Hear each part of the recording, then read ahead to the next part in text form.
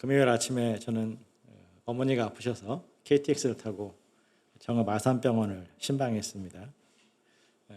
한 1시간 반, 40분 걸렸는데 정읍에서 점심을 먹고 센터까지 돌아오니까 오후 3시밖에 안 되었습니다.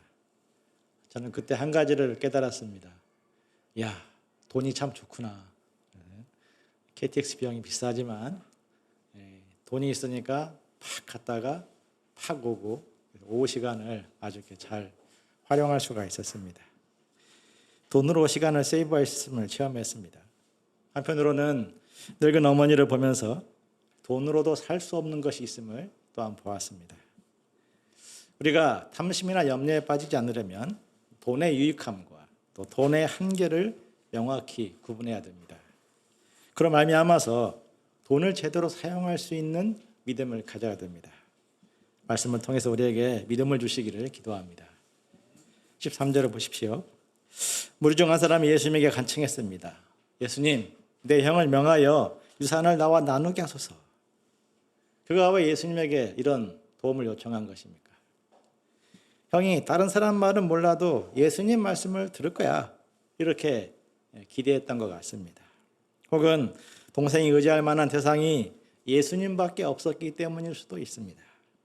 형과 동생 모두 예수님과 보통의 관계가 아님을 엿볼 수가 있습니다. 이는 돈 문제는 믿는 자라도 피해갈 수 없는 문제임을 보여주고 있습니다. 유산 분쟁이 일어나면 한 발씩 양보하는 타협으로 끝나기보다는 대부분 법정까지 가서야 끝이 난다고 합니다. 과거에는 수억 원 정도 유산이 있어야 법적 분쟁으로 들어갔는데 요즘은 법을 이용하기가 쉬워서 그러든지 수천만 원이더라도 법정으로 가는 경우가 참 많다고 합니다. 그렇게 유산 분쟁을 거치고 나면 핏줄을 나눈 형제라도 원수처럼 대부분 멀어지고 맙니다. 예수님은 가부간의 판결하여 그런 사태까지 가는 것을 막아주셔야 될 것 같습니다. 자, 율법대로 형은 3분의 2, 동생은 3분의 1, 부동산은 아버지가 소천한 그 시점으로 나누고 동산은 장례식 다 마친 후에 그때 남은 통장에 잔고로 나눈다. 이렇게 명확하게 선을 그어주시면 될 것 같습니다. 그러나 예수님은 판결하는 자리에 서는 것을 거부하십니다. 괜히 한쪽 편을 들은 것처럼 비춰져서 욕을 먹을까 봐 그렇게 두려워하는 마음이었던 것입니까? 예수님은 법적 판결이 아닌 탐심 문제를 말씀하십니다. 15절을 같이 읽겠습니다. 시작. 그들에게 이르시되 삼가 모든 탐심을 물리치라. 사람의 생명이 그 소유에 넉넉한 데 있지 아니하니라. 예수님은 모든 탐심이라고 말씀했습니다. 형은 형대로의 탐심이 있고 동생은 동생대로의 탐심이 있습니다. 형은 내가 형이니까, 내가 부모님을 오래 섬겼으니까, 내가 가정의 대표니까 더 받아야지 이렇게 주장합니다. 그러면 동생은 아이고 형님 말씀이 지당하시죠. 이렇게 수긍하겠습니까? 형은 첫째로서 이미 많이 받았잖아. 나도 할 만큼 했어. 이렇게 더 받아야 된다고 주장합니다. 그렇게 마땅히 주장해야 할 권리 문제로만 생각하면 대화가 되지 않고 타협 대신에 사나운 이빨을 들이밀게 됩니다.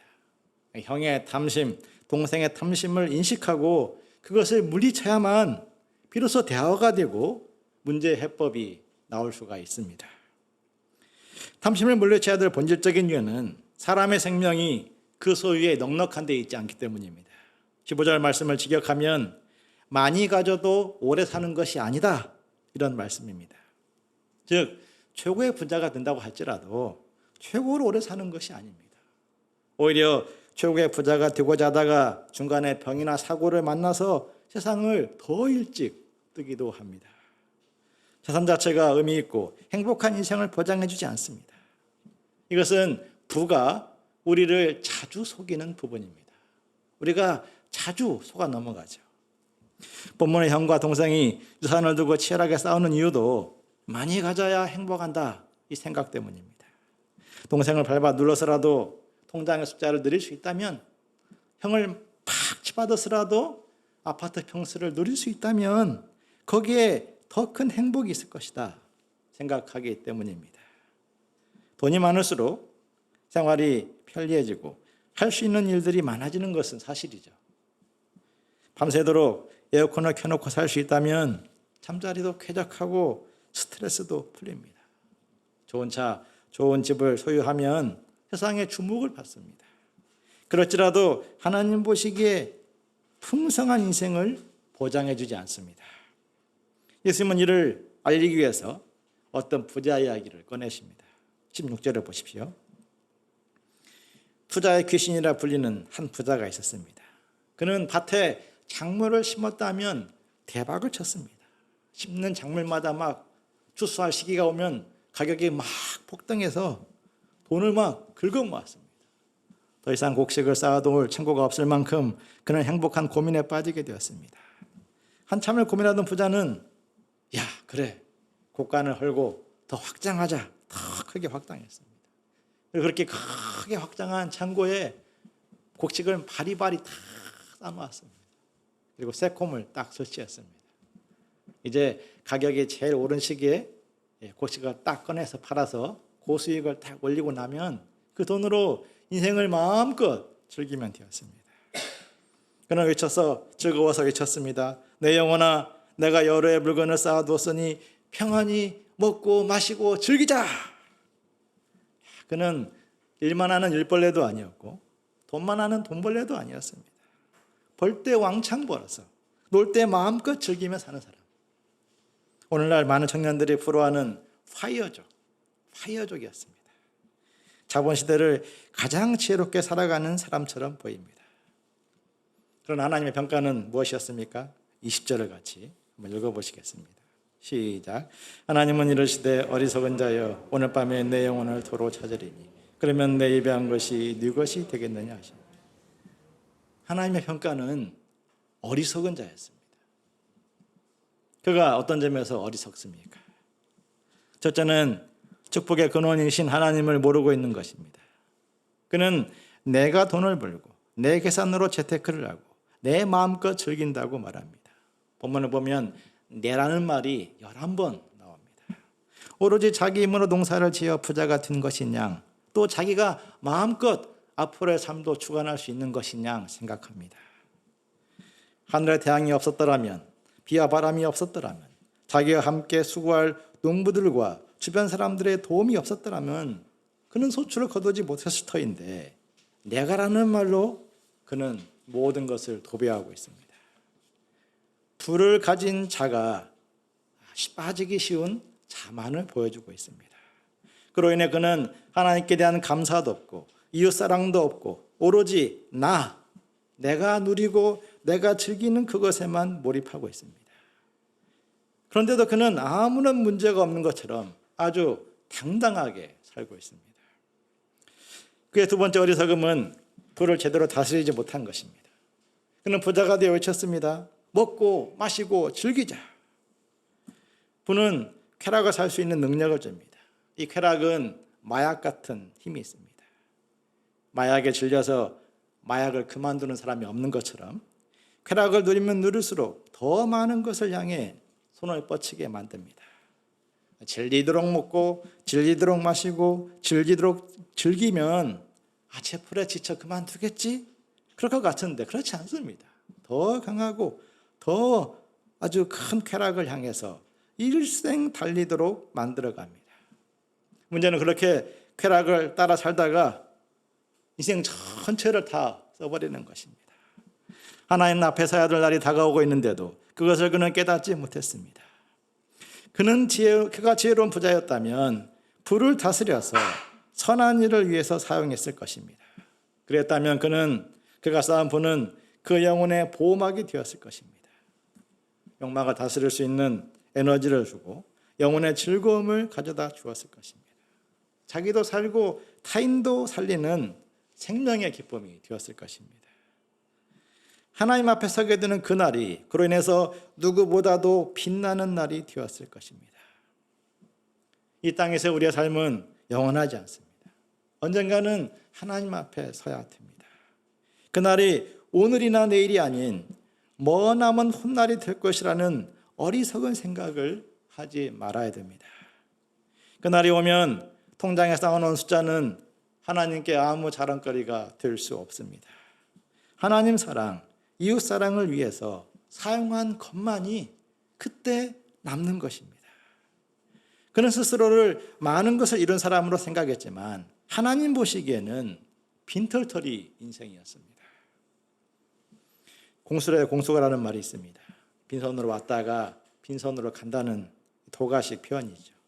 저는 이 격언은 절반의 진리만 담고 있다고 생각합니다. 올 때는 빈손으로 왔지만 우리 인생은 갈 때는 하나님 나라의 상급을 안고 가야 됩니다.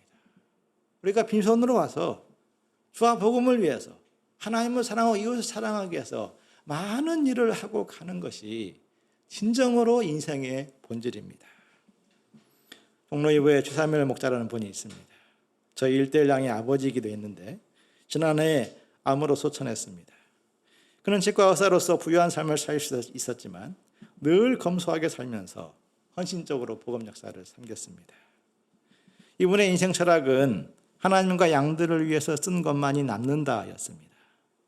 그가 이런 인생 철학을 갖게 된 계기가 있었는데 집에 큰 불이 난 적이 있었습니다.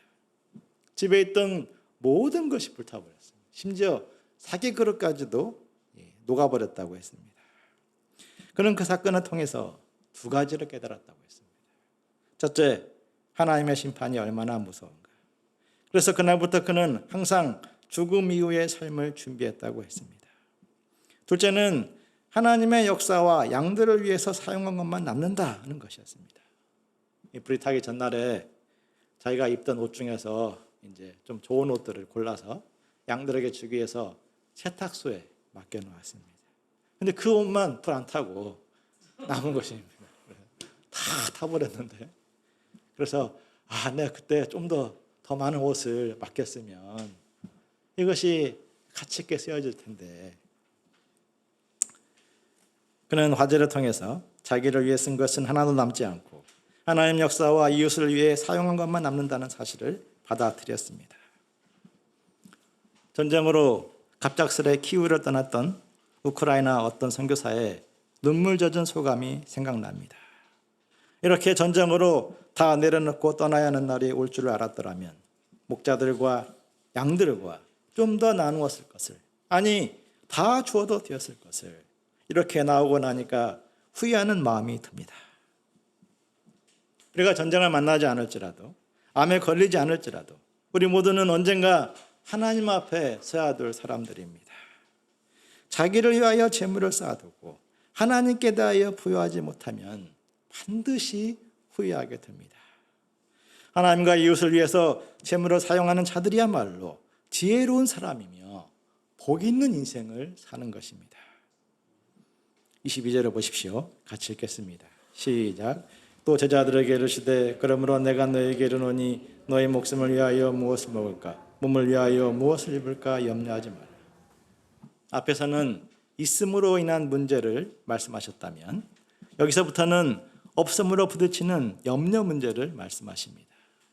있으면 있는 대로 문제를 만나고 없으면 없는 대로 문제를 만나는 것이 돈 문제죠. 예수님은 제자들에게 염려하지 말라 말씀하십니다. 제자들은 누구입니까? 모든 것을 버리고 예수님을 따른 사람들입니다. 그러므로 다른 사람은 몰라도 제자들만큼은 염려 문제에서 저 멀리 떨어져 살 것 같은데 예수님 말씀 보면 그렇지 않습니다. 제자로 결단한 후에도 여전히 무엇을 먹을 수 있을까? 무엇을 입을 수 있을까? 염려하고 있음을 볼 수 있습니다. 이는 환경이 달라진다고 해서 염려 문제에서 벗어나는 것이 아니다. 이것을 보여줍니다. 염려하기로 하면 제자로 살지 않던 시절보다도 훨씬 더 많은 염려를 떠안을 수 있습니다. 제자로 살기 전에는 물고기 동태를 예측하는 삶을 살았죠. 물고기가 잡힐까 안 잡힐까 그것 때문에 막 염려하고 며칠 공치면은 다 이러다 망하는 것이 아닐까 그런 염려를 했습니다. 그런데 염려를 버리지 않으면 이제는 양들의 마음을 예측하는 그런 삶을 살면서 또다시 염려에 시달리게 됩니다. 물고기 동태를 예측하는 것보다 양들의 마음을 예측하는 것이 훨씬 더 복잡하고 어렵게 다가올 수 있습니다. 그러므로 환경이 달라지면 염려가 해결될 것이라 기대하지 말아야 됩니다. 염려 그 자체에 주목하고 그 염려를 물리치고자 영적인 싸움을 해야 됩니다. 제자들이 염려를 물리쳐야 될 이유는 목숨이 음식보다 중하고 몸이 의복보다 중하기 때문입니다. 좋은 음식을 먹는다는 것, 그것은 건강을 위해서입니다. 좋은 옷을 입는 것도 몸을 빛나게 하기 위해서입니다. 그런데 염려에 발목이 잡히면 주객이 뒤바뀌어 버립니다. 염려는 원어로 메림나인데 분열된 마음, 찢겨진 마음이란 뜻입니다. 염려에 빠지면 마음이 갈라지고 찢어져서 무기력해지게 됩니다. 자신감이 떨어지고 해보기도 전에 자포자기하게 됩니다. 열심히 수고했는데도 기쁨 대신에 또 다른 두려움에 빠지게 됩니다. 예수님은 까마귀를 가리키십니다. 당시 유대사회는 까마귀를 부정한 새로 여겼습니다. 그러한 까마귀도 하나님이 지으신 세계에서 잘 살아갑니다. 까마귀는 심지도 않고 거두지도 않고 골방도 없고 창고도 없는데 염려하지 않습니다. 하나님이 도와주실 것을 믿고, 까마귀 마음속에 이제 그런 마음이 있는지는 잘 모르겠지만 아무튼 하나님이 지으신 세계 속에서 막 힘차게 공중을 날아다니며 막 이렇게 곤충을 잡고 또 사냥을 합니다. 그러면서 하루하루 잘 살아갑니다. 스스로를 백로가 아닌 까마귀처럼 부정하다, 부족하다 생각하는 사람들이 있습니까? 마치 좋지 않은 스펙으로, 마음에 들지 않는 외모나 재능으로 그런 생각을 확신하며 사는 사람들이 있을지 모르겠습니다. 그럴지라도 염려할 필요가 없습니다. 세상을 자세히 보면은요, 좋지 않아 보이는 스펙이나 외모를 가졌는데도 아주 건강하게, 아주 행복하게, 아주 생명력 있게 살아가는 사람들이요, 정말 많습니다. 그런 사람들이 참 많습니다. 그런 사람들을 자세히 보면 염려에 붙잡혀서 진을 빼지 않습니다. 아직 오지도 않는 미래를 이미 다 알고 있는 것처럼 생각하면서 이번 생은 망했다, 이 생 망이다, 막 온갖 어두운 상상을 막 펼치고 자포자기하며 미리부터 무기력에 빠져 있지 않습니다. 심은 것 없고 모아놓은 것 없는데도 오늘부터 하면 된다, 움직이고 도전합니다. 그런 사람들은 별로 스펙이 안 좋은 것 같은데도 굉장한 에너지를 갖고 하나님의 영광을 드러내며 살아갑니다. 염려는 백해무익합니다. 염려한다고 머리가 좋아지는 것도 아니고 그 길을 한 자라도 더 할 수 있는 것도 아닙니다. 인생 성공학을 쓴 카네기는 성공한 사람들에게 한 가지 공통점이 있다고 했는데, 그것은 내일을 염려하며 쓸데없는 번민에 빠지기보다도 지금 오늘에 충성했다는 것입니다. 그래서 성공한 사람들에게 한 가지 좌우명이 있는데 그것은 오늘에 산다. 우리 믿는 자들에게 적용하면 하나님 섭리를 믿고 현재 최선을 다하는 것입니다. 예수님이 이제 백합화를 가리키면서 말씀하십니다. 27절을 보십시오. 같이 읽어보시겠습니다. 시작. 백합화를 생각하여 보아라. 실도 만들지도 않고 짜지도 않냐느냐. 그러나 내가 너희에게 말하노니 솔로몬의 모든 영광으로도 입은 것이 이 꽃 하나만큼 훌륭하지 못하였느냐. 솔로몬의 영광이 어땠을까요? 저는 그 발꿈치에도 가보지 못했으니까 상상이 되지 않습니다. 아마 솔로몬은 명품을 걸쳐도 세계의 유일무이의 명품을 거쳤을 것입니다. 루이비통, 또 샤넬 같은 경우는 솔로몬에게는 중저가였을 것입니다. 그런 것도 거칠 수 있어요? 이제 쓰레기 취급할 수도 있는 그런 제품이었을 것입니다. 그런데도 예수님은 솔로몬의 모든 영광이 이 꽃 하나만큼 훌륭하지 못하다 말씀하십니다. 우리가 예수님처럼 백합화를 솔로몬의 모든 영광보다 훌륭하게 볼 수 있다면 우리는 모든 염려로부터 벗어날 수 있을 것입니다. 솔로몬의 영광은 사람이 만든 영광, 죽은 영광이지만 백합화는 하나님의 창조의 영광을 상징합니다.